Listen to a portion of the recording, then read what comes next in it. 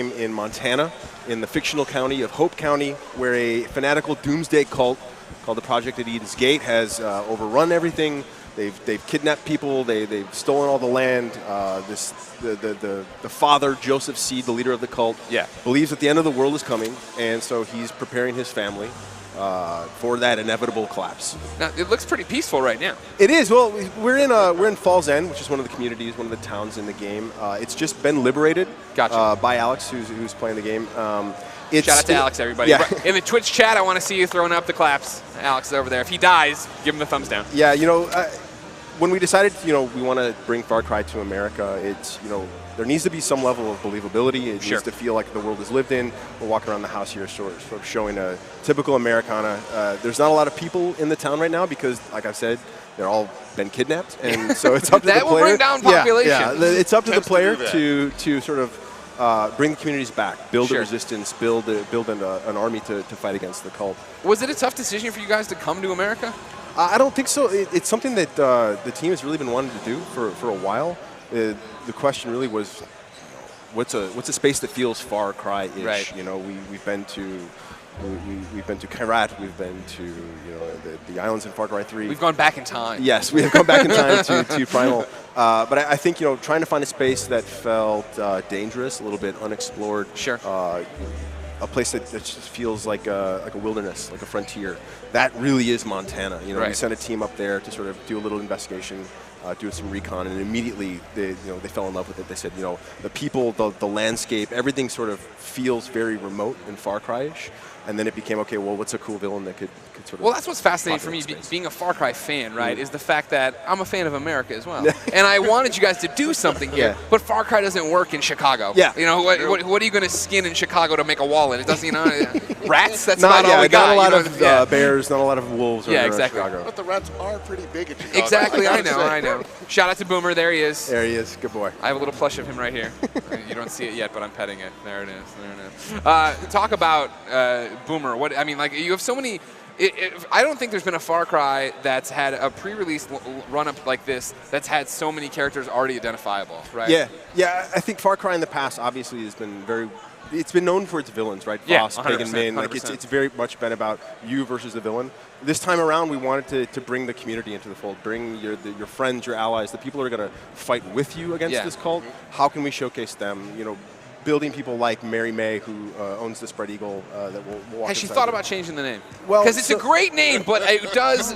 There's a connotation to it that I don't. But the thing is, it's that sort of, the bar was named by her father, who wasn't maybe the most PC guy, maybe a bit of a misogynist, a bit of an asshole. But the thing is, you talk to Mary in the game, you get a bit more of her backstory, and I think for her, she's like, I hate the name of this bar, I think it's stupid. Nice. But at the same time, it's part of my dad, so that conflict of if I change the name, am I sort of getting rid of something? Yeah, exactly. It's, people are complicated, people are complex. And so that's her.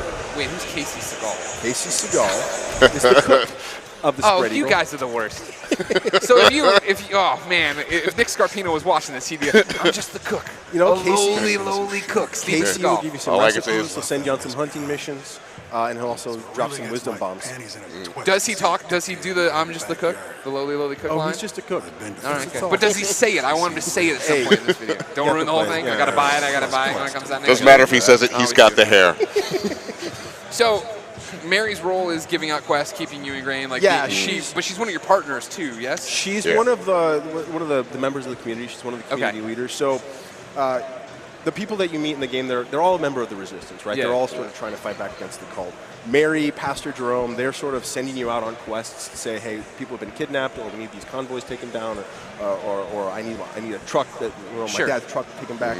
Then there's guns for hire that you'll meet as you explore the world. People like Grace Armstrong, or Nick Rye, who showed off in So what's the difference between Resistance and Guns for Hire? The Guns for Hire are part of the Resistance, but the thing is, the Guns for Hire, they're going to be your persistent buddies throughout the world. Okay. So Mary and Jerome are always going to stick around Falls End. Drew, you shut up now. Look who it is. It's Jerome Jeffries, everybody. Yeah, Round of applause. baby. Martin Roach making his debut here. Yeah, baby. Testament, wrath, fury, vengeance, we saw it all. That's you. But You I did hope that. there's compassion in you too. That's a beautiful voice. I can't tell if Pastor Jerome would have made me go to church more or made me go to church less. If his If he church greeted me looked with like the this, shotgun at the door. No, see, he's not about making you go to church. He's just making you think about Okay, that's all he wants to do. spiritual things, shall we say. Where do we find Pastor right now? What do you find right now? This is his church. Yeah. This is his place. Debt of But gratitude. unfortunately, as you can see, it's been devastated. Yeah. This place has been looted, desecrated, everybody's been kidnapped. So now he's at the place where he's fighting back. Okay. He didn't want to be here. This was the fight that was brought to him. How far do you go to get into that headspace, Martin? I mean, like, is the backstory? What is the backstory for the pastor? I fight that every day. Oh God.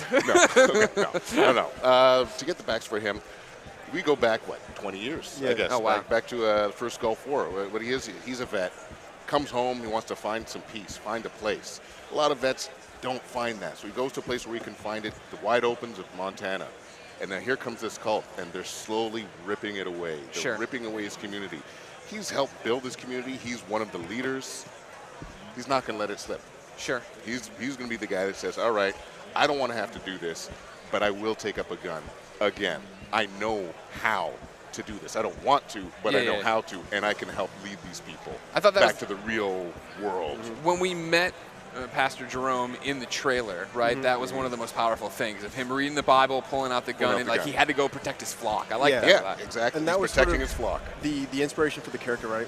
Where we have Joseph Seed, we have a guy who's sort of taking religion, taking scripture, Yeah. twisting it for his own, and sort Perverting of it. warping the message. Sure. So we wanted to say, okay, well, we need the opposite of that, and we need someone that's sort of a positive force of good. Here's the other side. Yeah, and I think when you look at a character and you say, okay, well, what are the complexities we can give to him? Having a man of God who, because of how far he's been pushed, says, you know what, I'm willing to sacrifice my own soul to save the people that I've been trying to look out for. Absolutely. To run back to the demons you ran away from is Yeah, pretty cool. exactly. That's Yeah. cool. Yeah, Is that fun to play? It's incredibly fun to play. Yeah. Because you got to dig. You got to dig sometimes. Sometimes Sure. I say something, and I just hear Drew on the other line go, okay, that's good, but I need I need to a little believe more. it more. I need a little more. So you dig a little deeper. Alex yeah. is fixated on this truck, and I have to say my eyes are drawn to it as well. The Widowmaker. The Widowmaker. Yeah. Oh, now I like the bobblehead. A little The boss bobblehead. Nice, nice. I like nice, the nice. skirt that he's wearing. No Of call course, back. yeah. Yeah, I mean, bringing new vehicles into Sure. Far Cry 5, big part of it. It's America, right? We want big monster trucks. It's Far Cry, all We right. want It's still scooters Far Cry. around. We talk about the pastor and his demons, and then the big rig does a 360 after running over a barricade. All right. Tatiana Good Factory at work. Yeah, so we see a bit of the cult up here. They're roaming the countryside. They're Okay. going into towns. They're taking people hostage and executing them. And Alex is going to take him out. Oh, he's going to throw some bait. So, I mean, this is just the kind of stuff as you're exploring the world, you're meeting people. There's a bear that's now showing up. Is that a bear? Yeah, that's Oh, a yeah. bear. It's a bear. It's Far Cry. It's still very anything much can Far happen in Cry. Anything can happen. That would just be a rat in Chicago, so it makes sense. Yeah, why you're running over here doing this. No, but as you explore the world, these are the sort of encounters that you're going to find. Nothing's sort of scripted. Everything's systemic. Well, that's always been the power of Far Cry, Yes, right? exactly. Where I mean, it is the fact that you guys, I think, are make what a sandbox game. What you make sandbox games that are fun to play because that is the story. Yeah, we it's can all about- go off and do the same mission, the same objective, but we're all going to do it different ways and have different things Yeah, along the it's way. about giving the players all the tools to sort of really just go off and cause as much mayhem and havoc as they want. Right. Boomer just steal a gun for you? Nice. Dang right you did. That's what Boomer's all about. Gives everybody the freedom. But yeah, so the world, we wanted to focus on a more non-linear approach with Sure. the story this time. So we had talked to Mary May earlier, who had mentioned that Nick Rye, who lives down the road, was having some trouble with the cult. Maybe you want to go check on him. We're not guiding the player this time around in terms of you've got to do this mission, then this mission. Oh, this so the mission. objectives are just like in it's any order you open. want? Yeah, and the thing is, like with Fall's End, this could be one of the first places that you go to in the game. It could be one of the very last. Gotcha, After gotcha. the opening of the game, you're sort of dropped in the middle of the map, and you're just okay, just go. Go where meet you people, want. Go explore. Yeah, go figure out, build your resistance the way that you want to take down Joseph Seed and the cult. Interesting. So that if there's no real way to be like how far into the game are you right No, now? 'Cause yeah, you can exactly, tackle this in any exactly. order. Interesting. So yeah, Completely Nick's having a random. bit of a trouble at his airfield. The cult has come in here. Nick's wife is pregnant with a child. Okay. She's Nick was the guy with the crop duster from the yeah, trailers, exactly, right? exactly. So he's got a plane. He's trying to figure out a way to get his family to safety, right? And in the cult, like I said, Joseph Seed believes that every single soul in Hope County has to be to be a part of the cult, to be put into their bunkers to save themselves from this coming collapse. The power of and rumor. A lot of people don't like being in a cult. Yeah. So they're going to fight back. There we so go. We took care of that problem. I love what Boomer just did there. Goes up and takes the badass's gun and brings it to you. That's just That's what he's all that's about. perfect. And there's Nick. So then Nick is part of the resistance. Right, Okay. exactly. Just like Pastor, just like Yes. Mary. Okay. And the thing, you do a couple quests for Nick. Yeah, you prove that you're willing to fight for him, and he says, okay, you know what? I'm going to be on your side. I've got a plane. I'll be able to sort of take this guys and watch your back. Nice. Yeah. But for right now, Nick has his plan that he's going to fight back at the cult. Blow up some silos where they're sort of storing some explosives. But again, his wife is like, you're not going to stick your neck out there. That's too stupid. So he talks to you and says, you know what? Maybe you want to take care of that problem for me. Go Alex, fly be my careful. plane. Hold on. We got wolves. We got wolves. Good job, Alex. There we go. Yep. So there's Nick's plane. But I think for that, we might go do a little fishing. if that's See, and okay. this is one of the things you got when I was talking before. You have such diverse landscapes, and now you have to come up with what kind of animals would be out here. Yeah. Fishing's brand new. Yep. What else do you have in terms of everything else that's happening? I mean, it's fishing, hunting, giving the player sort of. Far Cry is all about big action all the time, like there's insanity happening every minute. But at the same time, when you talk about Montana, the wildlife, we wanted to give the player the ability to sort of hang out in nature, have a good time, something a little bit more relaxing than just murdering everything. Always killing everything, worrying about what's going to get you from behind. So we decided, we're going to throw fishing in. It's a big part of sort of the culture in Montana and culture, just sort of that frontier lifestyle. It's a way to just come here and decompress, relax, talk it out with your your friends. The minute the fishing went in, everyone became obsessed about it. Oh, really? There's fishing tournaments back at the office. We've got a fishing tournament here at PAX. People are trying to catch the biggest fish to win some of the flag pins, and people are going nuts. Well, it's just who doesn't love to fish? Yeah. Oh, hey, every now and then you want to put down the stick of dynamite and pick up a fishing rod. Yeah, Cut. or throw the stick of dynamite in there and make it easier to get the fish. Dynamite in the net will travel. While we chill out here on the riverbank, I've been passed audience questions. Are you guys ready? Yeah, sure, man. Drew, the first one's for you. Uh-oh.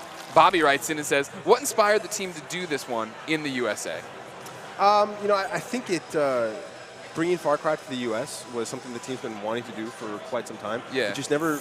It always. The question came back to believability, right? Sure. Like, does it make sense? How could you set up Far Cry in the U.S.? So I think it was probably around 3 or 4 years ago that it started in earnest. Okay, we're going to set a Far Cry in the United States, and it just built from there, right? And I think that the current times that we live in. And the current state of things, all of a sudden, Far Cry in the U.S. seems way more believable than it did of course, probably right. 5, 6 years ago. There's definitely two sides of it everywhere now. You know what I mean? Was Montana the first and only choice, or what? Did you guys toy around with the idea of a city? There were a couple different ideas on where to take it, but like I said, the minute the team went to Montana, it was like, oh no, this is it. So there's some other ideas in the back pocket, but we'll save those for later. Those went away real quick. Yeah, it really did. All right, Martin. VIRAGOXV 535 writes in and says, is that your natural vocalization, or did you rehearse to master a priest tone? What do you think? That's my natural vocalization. It is pretty close to my natural vocalization. You seem so happy and lucky. You're so happy-go-lucky right now. Yeah, right now. But basically this way. He's a big authoritarian. Yeah. I'm a father, so I got to put on that kind of voice from time to time. Voice. Sure, dad voice comes out. Oh, absolutely. You got to lay it down. Yeah. And Pastor lays it down. How long have you been laying it down for with your kids? I've been laying it down for 18 years. Yeah, it's natural. Yep. That is a natural voice at this point. Yeah, you understand. I just do it. Yeah. And then for everybody, Lorem Gillespie III writes in and says, do you prep for voice recording with other actors? So is it an ensemble thing, or is it mainly you guys alone? Most in the booth, it's usually just us alone. Okay. I'm in the booth, and somebody's on the other side. Maybe Drew, maybe somebody else. Maybe he's in another city. So he has me say a line 18 million times and scream like you're on fire. Exactly. Just keep Scream like screaming. I'm on I'll fire. tell you when to stop. Exactly. Yeah, that's really easy process. Yeah. But we work together when we go to the actual studio. Then I'm going to work with 2 or 3 actors at the same time, and it's kind of like doing a play. Yeah. Okay. In the studios, it's actually So a really Drew, cool process. How do you guys capture and record everything? Are you doing it in booth, but when you go somewhere and they're together, are they doing the mocap so stuff? it's split between sort of like in gameplay stuff. So what we saw when we saw Jerome earlier, that's all VO booth. That's Martin in the booth, sort of just reading a list of lines. The cinematics then are all mocap, right? And we have our big mocap studio in Toronto.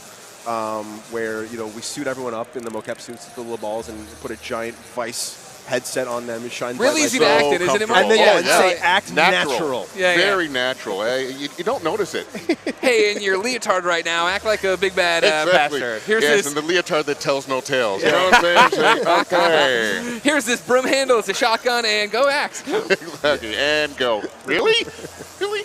In that studio, what did we use for the Bible? It was like a block of wood big and block plastic. of wood. And they're like, no, this is it. This with opens a up. fake gun on the inside. Yeah. Well, everything. We spend a lot of time, props or sort of set pieces in the game, making sure that there's stuff that the actors can interact with because they've got all this equipment on. Yeah. The more things you can give to them that sort of use their imagination to pretend it, the better the performance is going to be. That kind of brings us down. But it's got because of it. all the cameras that you're in the space, everything sort of has to be like a wire version of it because the camera's got to sort of pick up all the data on where the body is at any time. Final question before I let you guys stop fishing. Yeah. Do you do the voice recording separate? It's just, Martin in a booth because of the fact he's communicating to me, the player, so I'm looking at him. Like, I feel like it makes sense when I think about it okay, yeah, of course, cinematics, it's ensemble, everybody, but when you're talking or giving me a mission, it's just me. Yeah. The player doesn't, the player has no voice this time around. Yeah. We wanted to be able to create a character that people really could sort of inhabit as their own avatar. So there is a lot of just sort of the actor just speaking to the character. And it's a writing challenge as well because, trying to figure out how you're moving a story along or how you're moving a scene along when there's really just one character driving it. Yeah. That's been probably the biggest challenge that I've had. Okay. Well, here we go. It's tough to wrap that around your head in the booth, too. You're like, okay, what am I trying to do? Because usually when you're talking with somebody, it's a back and forth. You get it. But you're just like, what am I? Yeah. Okay, no, I'm motivated. I'm telling him to do this. I'm asking him to do this. I'm begging. Do you like that challenge? Yeah. Yeah. I like any challenge. Anytime I'm uncomfortable, I'm pretty happy. You don't know what's. No, well, that's what we do. Yeah. If I'm comfortable all the time, I'm kind of bored. You're doing something. Yeah. That's true. That's smart. Then anybody could be doing it. Right. I want to be the only guy that should be doing it. How uncomfortable can I make you, Martin? All right, what's going on here, Drew? What's going on here? We're in a plane. This we is finally new. took Nick's plane. Yes. First time in Far Cry 5, or first time for Far Cry. the series, right? The series, yes, exactly. We're bringing sky combat, big planes, jets. We've got this sort of seaplane here that Nick has given to us. It's got machine guns on it. It's got rockets. You can drop bombs on these little silos. So earlier on, we met Nick, and he was like, "Hey, go blow up these silos." My wife won't let me go fight the resistance, I won't do it. or fight for the resistance. And so, again, it's sort of the structure of the game, right? Like Nick told us he had this quest for us, and we could have gone, off exploring. The quest is sort of waiting for us, of course, to pick it up and go do it. It's also a great view of like how different what you guys have going in Montana right now. In this region, it's a lot of farmland. It's a lot of typical stuff that you might see in sort of the countryside. But the topography is way different. Like if you go to the north, it's much more mountainous, much more forest. It feels more, gameplay-wise, feels maybe kind of more along the lines of like Primal, which it's a lot of hunting, it's a lot of stealth. There's the other regions that, Real quick, I'm sorry, what is this on the left? What is the level That 2? is the resistance meter. So, again, because it's a non-linear game, we were trying to come up with a way with how do I feel like I'm giving progression to the game. Okay. Right? So we said, okay, from the outset, you're trying to build up your resistance in each region that you find. So as you're meeting people like Mary and Pastor Jerome, you're doing quests for them, or you're taking out outposts, what you're doing is you're building your resistance. Gotcha. So more people are going to show up to fight on your side. Okay. You're going to have more access to new guns for hire to fight alongside you. And at the same time, the cult's going to start to react to, like, that's how we're sort of inserting our bad guys this time around. Rather than saying, go play this story mission, I'm going out, I'm clearing an outpost, and if that raises my resistance meter to a point where the cult notices me, now all of a sudden the bad guys go, no, we're not having this. Interesting. Okay. They're going to show up and insert themselves into your story. Now, when I get the plane here, do I have access to it the rest of the game? Can I just run around and use it whenever I want to? Yeah, you could. You could take this plane, fly all the way up to the north, hang out with. So does this completely change taking down outposts? Because I feel Yeah, like now I can just come. If I want to stealth, if I want to do whatever. Yes, exactly. So you can take a plane around, you can bomb some guys. But the thing is, because there's a lot more interior space. This song, yeah, you feel it too, PAX. So. But I have the gameplay change of being able to shoot everything and blow it up, which seems awesome. But does the fact that water is a bigger part of it, that trees are a bigger part of it, is there more to it in that respect in terms of how to use the topography? Yeah, when you get up to the north, where it's much more mountainous, much more forest, you're going to have a bit more harder time navigating with the plane, right? And trying to, all those guys are sort of, hiding out on the bottom of the ground. You're going to have to get on the ground, go a little more hand to hand. On-foot combat. But here, we wanted to showcase the plane combat. We've got AI that are also flying around. This guy's one of the chosen. Okay, he's got the elite soldiers of the cult. They've been trained to defend the cult. So there's levels to the cult. The people I meet on the street aren't the chosen. This guy's super soldier. So there's cult followers that you'll find. Gotcha. But at the same time, there's chosen. There's special elite guys. As you progress through the game, as you build your resistance, the chosen are going to start showing up more and more, and they're much tougher, much more accurate. They've got a lot more tools at disposal to take you down. And now you put them down on the baseball field. Gamescom demo. This is PAX. This game sucks. That's it. It doesn't even respect where it's at. I can't believe it. Oh my god. There we go. That's how you take out the chosen. Nice job. Good job, Alex. We're very proud of you.